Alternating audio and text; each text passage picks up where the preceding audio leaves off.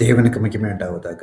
வேதத்தில் புதிய ஏற்பாட்டு காலத்தில் ஒரு உதிர போக்கினால் பெரும்பாடுள்ள ஒரு ஸ்திரீ இயேசுவை தொட்ட மாத்திரத்தில், அவர் வஸ்திரத்தின் ஓரத்தை தொட்ட மாத்திரத்தில் குணமானாங்க அப்படின்னு உடனே குணமானாங்க. நம்ம எல்லாருமே படிச்சிருக்கோம். இது பரிச்சயமான ஒன்று.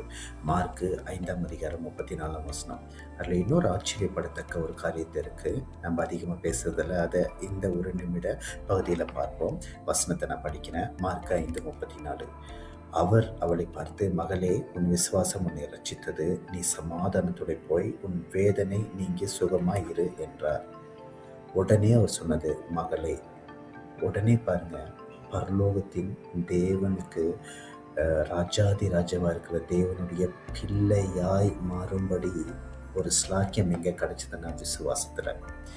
தேவன் என்னை தொடட்டும்னு அவர் காத்திருக்காம, என் விசுவாசத்தினால தேவனே என்னால் தொட முடியும்னு விசுவாசத்தில் தேவனை தொட்டான். அங்கே அற்புதத்தை பெற்றுக்கொண்டார்.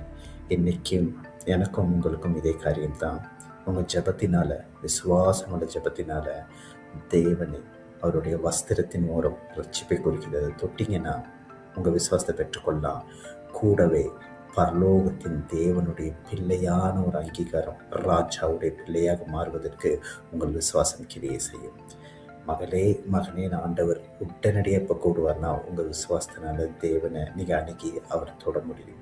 தேவன் மறுபடியும் உங்களை தொட்டு பெரிய ஸ்தானத்தை தருவார். அதை மிஸ் பண்ணிடாதீங்க. தேவன் உங்களை ஆசீர்வதிப்பார்.